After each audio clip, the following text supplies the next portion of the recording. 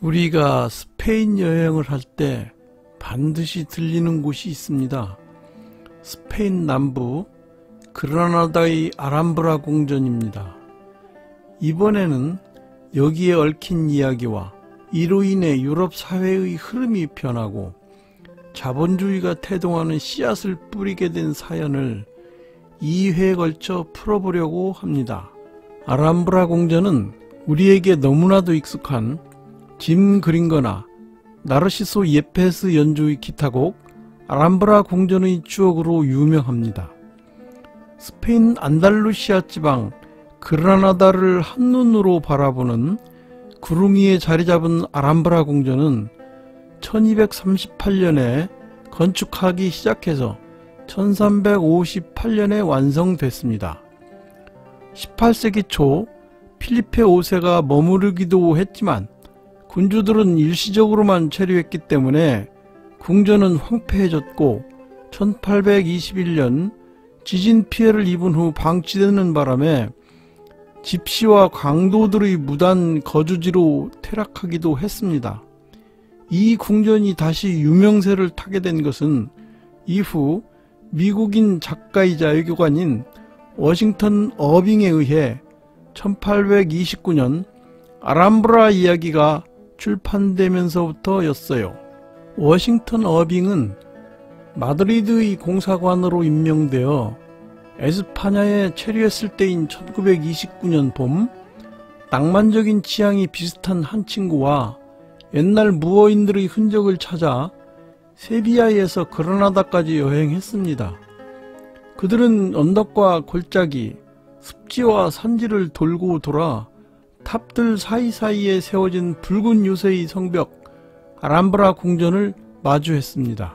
무어식 아치를 통과하여 들어간 사자의 궁정 중앙에는 길게 늘어선 분수대 좌우로 정원과 길이 있었고 설화석고로 만든 수조에서는 아직도 다이아몬드 같은 물방울이 떨어지고 12마리의 사자상은 수정 같은 물기를 계속 흘려보내고 있었습니다.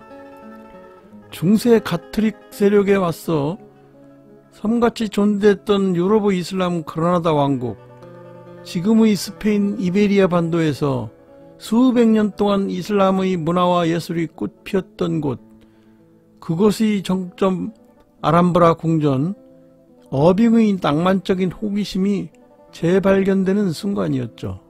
이슬람 문화의 결정체로 일컬어지는 아람브라 궁전은 그 아름다운 만큼이나 비극적인 운명을 지니고 있죠. 아람브라 궁전의 추억은 스페인의 전설적인 기타리스트인 프란시스코 타레가가 작곡한 곡이죠. 트레몰로 주법이 자아내는 그 애잔한 분위기와 낭만성 넘치는 멜로디 라인은 이러한 아람브라 궁전의 정서를 가장 잘 표현한 음악으로 평가받고 있습니다. 타레가는 그의 제자인 콘차 부인을 짝사랑했습니다. 콘차 부인은 멕시코에서 남편을 잃고 많은 재산을 상속받은 과부였어요. 타레가는 그녀의 정원에 가끔 초대되어 연주를 했을 뿐만 아니라 안다루시아 지방의 여행도 같이 했습니다. 1896년 그라나다 여행 중에 타레가는 그녀에게 사랑을 고백했지만 정숙한 콘차 부인은 그 고백을 받아주지 않았어요. 유부남의 계급 차이라는 장벽을 넘지 못함도 있었을까요?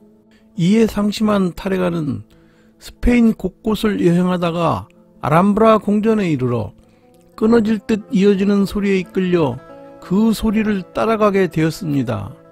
그것은 나이팅게일 새의 노래와 함께 정원에 있는 작은 분수들이 내뿜는 물방울이 수면 위로 떨어지면서 나는 소리였어요.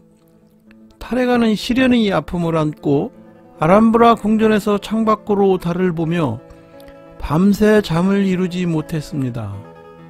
이루지 못한 사랑을 슬퍼하며 콘차 부인을 그리워하며 작곡한 것이 아람브라 궁전의 추억입니다. 트레몰로 기법이 만들어내는 기타 소리의 떨림은 어쩌면 물방울이 수면으로 떨어지면서 나는 소리 같기도 하죠. 전곡을 흐느끼듯 흐르는 트레몰로는 이루지 못한 사랑의 상처에 실현당한 남자의 애절한 마음을 담은 듯 깊은 애수를 띠고 있습니다.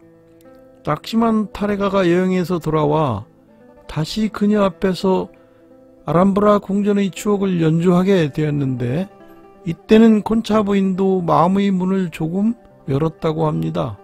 무슬림의 마지막 근거지 그라나다 왕국을 세우고 통치한 건 나스르 왕조였습니다. 왕들은 그라나다 왕국을 사방에서 포위하고 있는 카스티아 아라곤 왕국과 평화를 유지하기 위해 필사적으로 노력했습니다. 문화와 예술, 학문과 경제가 말 그대로 찬란하게 꽃을 피웠고 아람브라는 그 열매였죠. 그러나 15세기에 들어서면서 그라나다 왕국의 앞날에도 그늘이 생기기 시작했습니다. 카스티아의 강력한 군주 이사벨 1세가 등장하면서 사태는 더욱 심각해졌어요. 이 엄청난 위기의 시기에 그라나다는 권력 싸움으로 분열됐습니다. 보압딜은 왕권을 찬탈하려고 아버지와 싸웠고 삼촌 엘 자갈과도 싸웠습니다. 그 기간 동안 카스티아 아라곤 왕국의 군대는 차근차근 그라나다 왕국의 영토를 잠식해 들어갔습니다. 더 이상 버틸 수 없게 되자 엘 자갈은 카스티아 아라곤에게 모든 영토를 넘기고 북아프리카로 자진망명했습니다. 이로써 그라나다 왕국은 수도인 그라나다시 주변으로 쪼그라들었어요. 보압딜은 전세가 기울었음을 뒤늦게 깨달았습니다. 그는 아람브라 궁전은 위대한 유산이니 파괴하지 말아달라고 했습니다. 1492년 1월 2일 아람브라 궁전을 보존하겠다는 이사벨 여왕의 약속을 받고 그라나다 시의 성문을 열었습니다. 무려 800년 가까이 이베리아 반도에 머물렀던 이슬람 세력의 최후의 보루가 무너지는 순간이었죠. 한탄의 언덕에서 눈물을 흘리며 아람브라 궁전을 놓고 떠나는 보압들의 슬픔은 오죽했을까요? 그러나 이사벨 여왕은 약속을 지켰고 보압들의 결단과 이사벨의 해안으로 아람브라 궁전은 스페인 여행의 꽃이 되었습니다.